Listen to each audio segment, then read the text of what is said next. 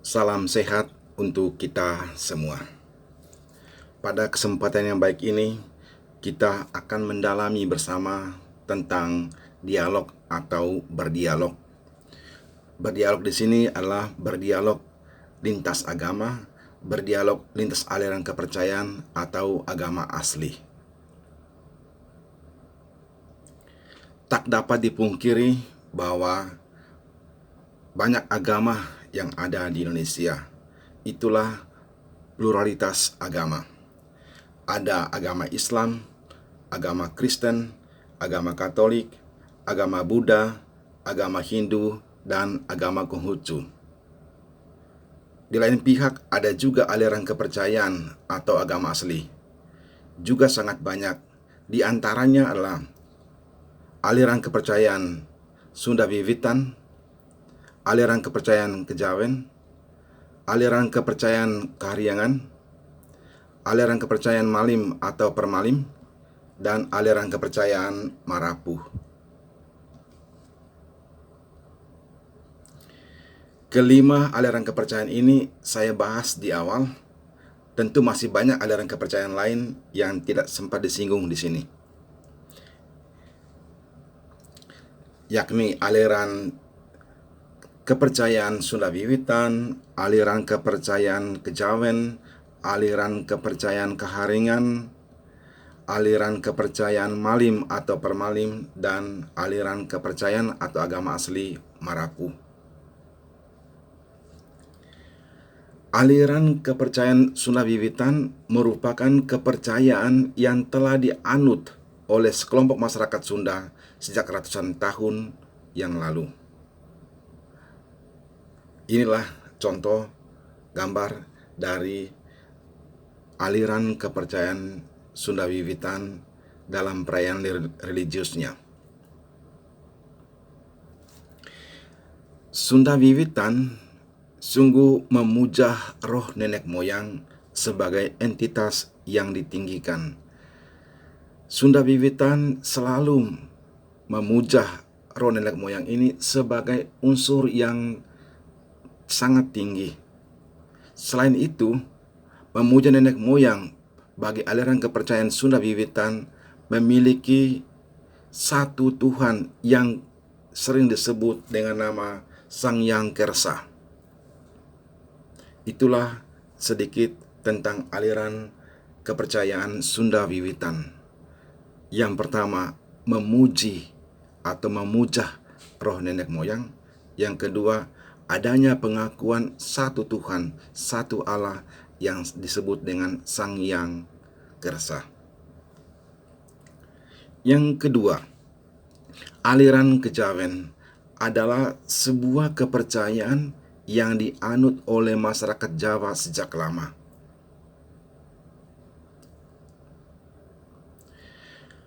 Bagi para penganut aliran kepercayaan Kejawen ini memiliki beberapa misi dalam ajarannya.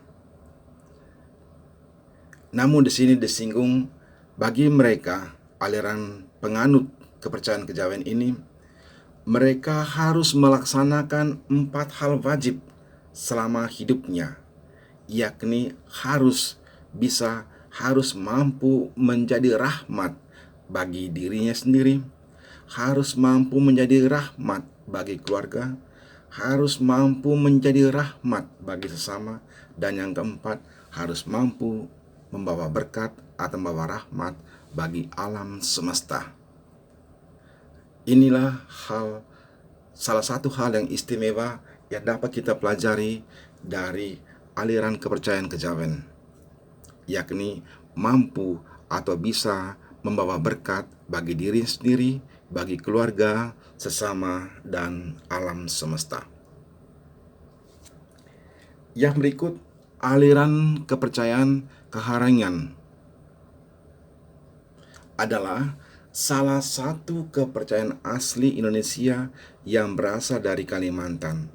Dan aliran kepercayaan ini banyak dianut oleh suku Dayak Kalimantan. Yang berikut, aliran kepercayaan Malim merupakan agama asli dari tanah Batak. Para pengikut aliran ini disebut dengan Parugamo Malim atau biasa disebut dengan agama Parmalim. Yang berikut, aliran kepercayaan atau agama asli Marapu adalah aliran kepercayaan lokal Indonesia yang berasal dari Sumba, Nusa Tenggara Timur.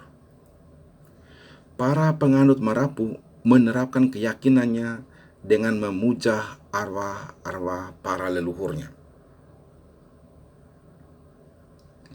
Bagi aliran agama Marapu ini, orang-orang agama Marapu selalu melakukan pemujaan kepada nenek moyang yang telah pergi dari dunia. Pemujaan kepada nenek moyang yang telah meninggal. Agama Marapu percaya bahwa setelah kematian datang atau setelah kematian tiba, mereka akan pergi ke sebuah tempat yang sangat indah bernama Prai Marapu. Tempat Prai Marapu, tempat yang konon sangat indah, ini biasa disebut dengan surga dalam agama Islam maupun dalam agama Kristen. Jadi, Prai Marapu itu identik dengan surga. Selanjutnya, kita akan melihat bentuk-bentuk dialog, bentuk-bentuk berdialog baik dengan agama-agama yang resmi diakui pemerintah Indonesia maupun berdialog dengan aliran kepercayaan atau agama asli. Secara umum ada 4 bentuk dialog. 2 bentuk dialog pertama itu sudah biasa kita lakukan atau kita hayati, sedangkan 2 bentuk dialog yang kedua terakhir itu pernah dilakukan tetapi amat jarang. Bentuk-bentuk dialog itu adalah yang pertama dialog kehidupan, yang kedua dialog karya, yang ketiga dialog iman, dan yang keempat dialog teologis atau dialog doktrin ajaran. Jadi 4 dialog ini, 2 dialog yang biasa kita lakukan dalam kehidupan sehari-hari, namun 2 bagian yang kedua itu pernah dilakukan tetapi jarang. Kita melihat yang pertama, dialog kehidupan. Dialog kehidupan ini dimaksud demi tuntutan, tidak hanya demi tuntutan sopan santun atau etika dalam pergaulan, tetapi juga merupakan tuntutan iman. Ada keharusan dari pihak iman untuk selalu melakukan dialog kehidupan.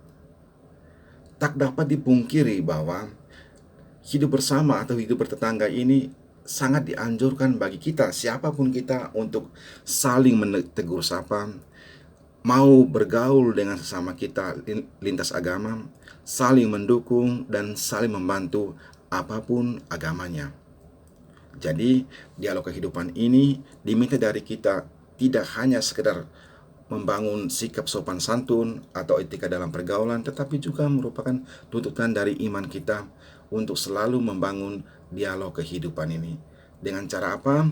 Dengan cara saling menegur, mau bergaul atau berteman, saling mendukung, dan mau membantu satu sama lain. Yang kedua, dialog karya atau dialog kerja. Dialog kerja ini atau dialog karya ini dimaksud untuk selain untuk saling mengenal dan saling menghargai. Itu antara lain maksud dari dialog karya ini. Sama dengan yang sebelumnya, dialog kehidupan, bahwa kita selalu hidup dalam kebersamaan, bertetangga dengan teman-teman kita atau saudara-saudara kita yang berbeda agama. Namun, di sini kita diminta untuk bekerja sama demi kepentingan bersama, kepentingan lebih luas dan lebih mulia atau lebih luhur dalam membangun dialog karya ini. Sekurang-kurangnya ada 3 bentuk kegiatan dalam dialog karya ini. Yang pertama, kegiatan sosial kemasyarakatan. Antara lain misalnya yang bisa dilakukan adalah bazar kerakyatan, menjual barang-barang sembako, membersih lingkungan, atau gerakan gotong royong di lingkungan sekitar.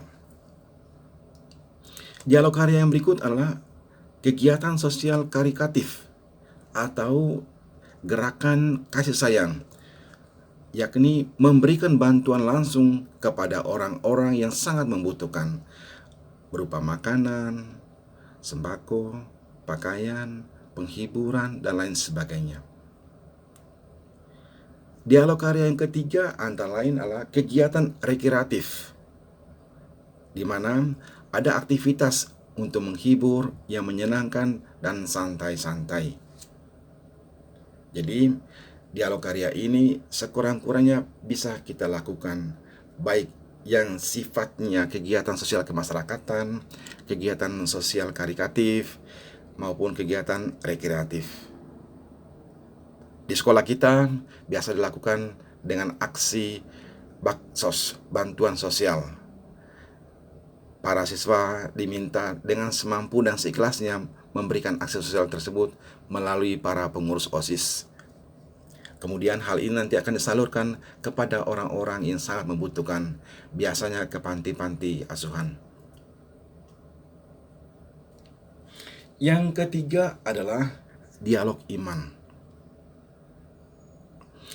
Dalam dialog iman ini, kita diminta untuk saling belajar dengan rendah hati, mau saling meneguhkan dan mau saling memperkaya satu sama lain. Dalam dialog iman ini, hendaknya dibangun untuk saling memperkaya walaupun kita berbeda agama. Dalam dialog iman ini, ada keyakinan bahwa ada ajaran iman yang mirip atau yang sama. Dalam dialog iman ini ada juga visi dan misi agama yang sama. Walaupun berbeda agamanya, tapi visi atau misinya sama. Contohnya apa? Contohnya mau solider dengan orang-orang yang mengalami musibah. Ada juga perjuangan yang sama untuk menghayati imannya. Disinilah kita bisa membangun dialog lintas iman, dialog antar iman. Apa tujuannya? Tujuan untuk saling memperkaya walaupun kita berbeda agama, adanya keyakinan ajaran iman yang sama, walaupun tidak banyak, adanya visi dan misi agama yang sama, serta adanya perjuangan untuk menghayati imannya. Yang keempat atau yang terakhir adalah dialog teologis atau dialog doktrin. Sesungguhnya ada banyak ajaran dari agama lain yang indah dan menyelamatkan. Itu konsep awal yang hendaknya dipahami, bahwa setiap agama itu memiliki ajaran imannya yang indah dan menyelamatkan. Sekaligus ajaran itu membawa kebenaran.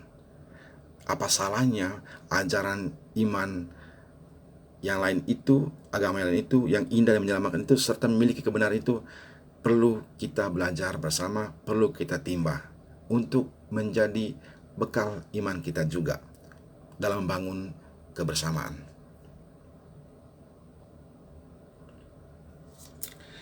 Seperti saya katakan di awal bahwa memang tidak gampang atau tidak mudah untuk membangun dialog iman dan dialog teologis.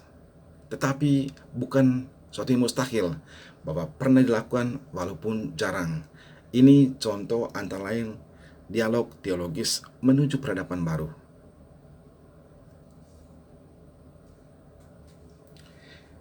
Yang berikut, kita perlu banyak belajar dari agama-agama lain. Apa yang dapat kita belajar dari agama Katolik maupun dari agama Kristen Protestan?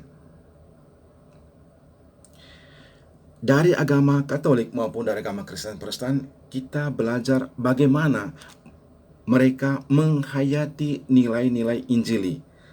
Nilai-nilai cinta kasih, nilai-nilai solidaritas, nilai-nilai pengampunan, pemaafan, kebenaran, kejujuran, dan perdamaian.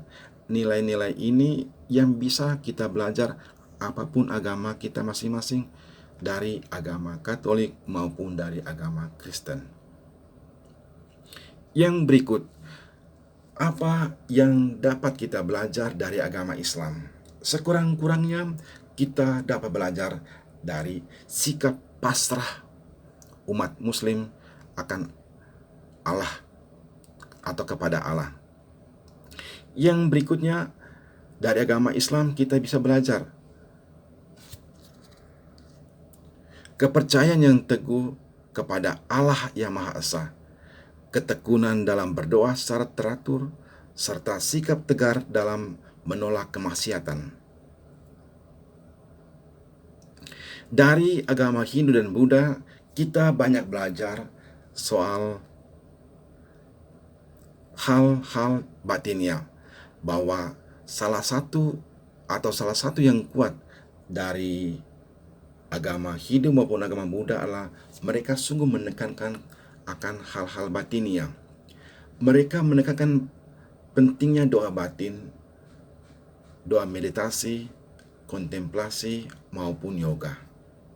Sekurang-kurangnya ini yang bisa mau kita belajar apapun agama kita. Yang berikut, belajar dari agama Konghucu dan juga dari agama Buddha. Dari agama Konghucu maupun agama Buddha, mereka sangat menekankan dan menghayati akan hidup moral dan perilaku hidup yang baik. Dari sini kita belajar semangat juang, upaya yang sangat keras akan pentingnya hidup moral, akan penting dan perlunya perilaku baik dalam hidup bersama. Yang berikut, kita bisa juga belajar dari aliran kepercayaan atau agama asli. Beberapa di antaranya. Dari agama asli maupun aliran kepercayaan, kita bisa melihat bahwa kedekatan mereka dengan alam lingkungan hidup atau kosmis. Aliran kepercayaan maupun agama asli sangat dekat, akrab dengan alam lingkungan, dengan alam semesta yang bersifat kosmis atau kosmik. Dalam agama asli, kepercayaan akan keharmonisan seluruh kosmis. Alam itu akan menghantar manusia untuk hidup harmonis satu sama lain. Dan biasanya dalam agama asli selalu melakukan upacara atau ritual sebelum mengolah tanam, sebelum mendebang pohon, dan acara ini harus minta izin kepada leluhur. Jadi melakukan upacara ritual ini adalah upacara minta izin kepada leluhur agar semuanya bisa berjalan dengan baik dan lancar untuk menciptakan keharmonisan karena kedekatan mereka dengan alam semesta. Dari agama asli atau aliran kepercayaan ini, kita bisa melihat semangat mereka untuk melestarikan ekologi, untuk melestarikan lingkungan hidup. Hal inilah yang mau kita belajar banyak dari aliran kepercayaan atau dari agama asli. Dalam membangun dialog ini, perlulah kita mencoba perlahan-lahan untuk menghilangkan rasa curiga. Hal-hal yang dapat menghambat pelaksanaan dialog antara lain sikap saling curiga terhadap satu sama lain, selalu mengedepankan isu-isu agamais, takut dan curiga satu sama lain, selalu menutup diri terhadap peluang atau kemungkinan baik dari agama lain, dan menganggap diri yang paling baik dan paling benar. Hal inilah faktor-faktor penghambat dalam membangun dialog, dan sekaligus diharapkan untuk perlahan-lahan syukur-syukur semakin cepat untuk diatasi, dihilangkan rasa curiga. Yang berikut, menghilangkan rasa saling curiga dan arogansi. Bagaimana caranya untuk menghilangkan rasa sikap saling curiga atau arogansi ini? Kita diminta untuk saling membuka diri, berusaha untuk saling mengenal satu sama lain. Yang berikut, kita diminta atau diundang untuk saling mengunjungi dalam kesempatan-kesempatan istimewa tertentu. Misalnya ketika hari raya ibadatnya, hari raya agamanya. Yang berikut, bahu-membahu untuk menyelesaikan masalah bersama. Dan yang tidak kalah pentingnya, kita saling menghormati satu sama lain, saling toleransi. Terima kasih. Tuhan memberkati.